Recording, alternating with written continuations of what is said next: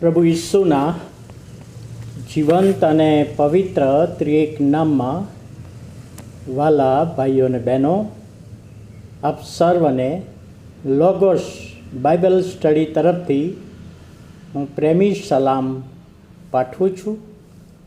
આજનો દિવસ 27મી ઓગસ્ટ 2024 અને મંગળવારનો આ નવો દિવસ આપણા જીવનોમાં પ્રભુએ બતાવ્યો માટે પ્રભુનો ખૂબ આભાર માનીએ છીએ.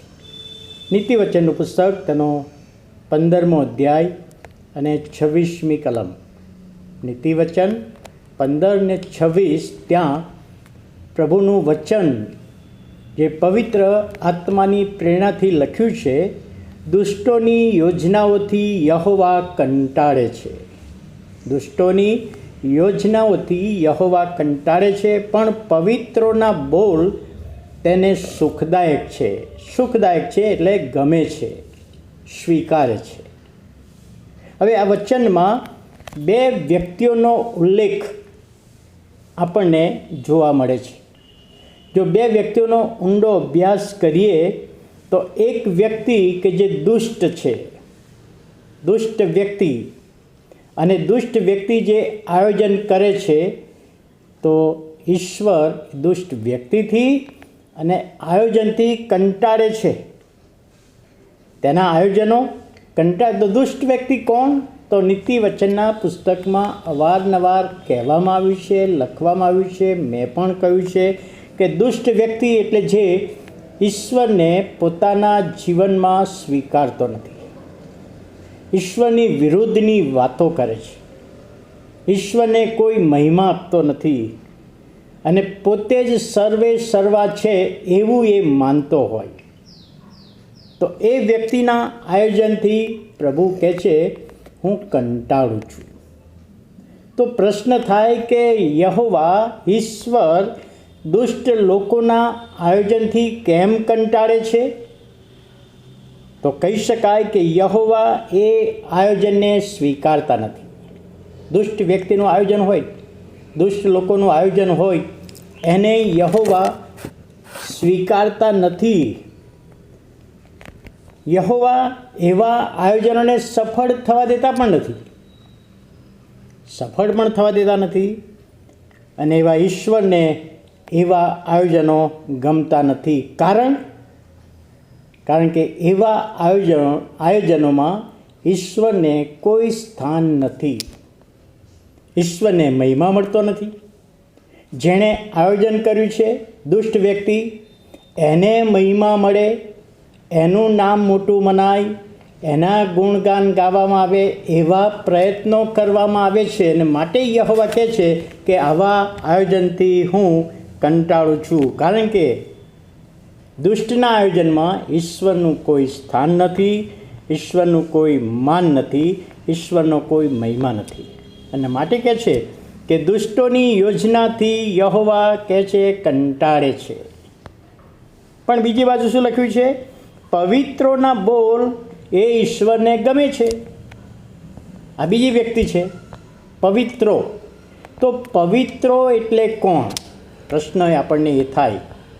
પણ બાઇબલમાં નવા કરારમાં પાઉલે જે જુદા જુદા 13 પત્રો લખ્યા છે, અને લખવાની જે શરૂઆત કરે ત્યાં પ્રભુ ઈસુમાં મંડળીના પવિત્રો એવા શબ્દો વાપરવામાં આવ્યા છે. કોને ઉદ્દેશીને લખ્યું? પવિત્રો. તો પવિત્રો એટલે કોણ? મંડળીના સભ્યો. મંડળીના સભ્યો એ સમયના એટલે કોણ? કે જેને ઈશ્વરે, પ્રભુ ઈસુએ પસંદ કર્યા છે, અલગ કર્યા છે અને ઈશ્વરની સેવાને માટે તેડ્યા છે, એવા વ્યક્તિઓ એ પવિત્રો.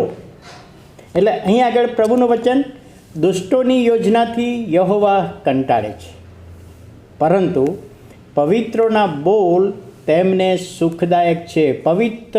પવિત્રો જે વ્યક્તિઓને મંડળીમાં પસંદ કર્યા છે, કોરિન્થની મંડળી હોય, એફેસની મંડળી હોય, કોલોસીની મંડળી હોય, અને આજની તારીખમાં આજની મંડળીઓ, પ્રભુએ આપણને પસંદ કર્યા છે, તો આપણા બોલ તેમને ગમે છે. તો અહીંયા આગળ એક બીજો પ્રશ્ન થાય કે પવિત્રોના બોલ એટલે શું? પવિત્રોના બોલ, પવિત્રોના વચનો, પવિત્રોના શબ્દો એ ઈશ્વરને ગમે છે. જેને પ્રભુએ પસંદ કર્યા છે, તેડ્યા છે, તેવા મંડળીના લોકો એ પવિત્રો છે. તેઓના બોલ, તેઓની પ્રાર્થના, જેઓ પ્રભુને સ્વીકારે છે, પ્રભુને મહિમા આપે છે, એમની પ્રાર્થનાના શબ્દો કે છે સુખદાયક ને ગમે છે. તેમના સંદેશા એ ગમે છે. તેમની સાક્ષી પ્રભુના મહિમાને માટે પ્રભુની પાસે કેવી રીતે આવ્યા એ સાક્ષી આપે છે, એ સાક્ષી ગમે છે. એમનું કાઉન્સલિંગ, ઘણી બધી વખતે વ્યક્તિઓ પ્રભુમાં હોય ને પાછા પડી જાય ને એવા સમયે જે પ્રભુમાં સ્થિર છે, મજબૂત છે આત્મિક રીતે, એ બીજાને સમજ આપે છે, એ શબ્દો ગમે છે. અને કહે છે તેને સુખદાયક લાગે છે. સુખદાયક એટલે પ્રસન્ન કરનારા શબ્દો. તો વાલા ભાઈઓ અને બહેનો, અહીંયા બે બાબત, દુષ્ટોની યોજનાઓથી યહોવા કંટાળે છે, પણ એની સામે પવિત્રોના બોલ યહોવાને, ઈશ્વરને, પ્રભુને સુખદાયક લાગે છે, સારા લાગે છે, ગમે છે, સ્વીકાર કરે છે. તો આ વચન દ્વારા પ્રભુ એનો આશીર્વાદ, દોરવણી, સહાય અને સામર્થ્ય આપણા જીવનોમાં આપે. દુષ્ટોની યોજનાઓથી યહોવા કંટાળે છે, પણ પવિત્રોના બોલ, પવિત્રોના શબ્દો, પવિત્રો, પ્રભુને ઓળખનાર લોકોની પ્રાર્થના એ પ્રભુને ગમે છે. તો પ્રાર્થના કરીએ.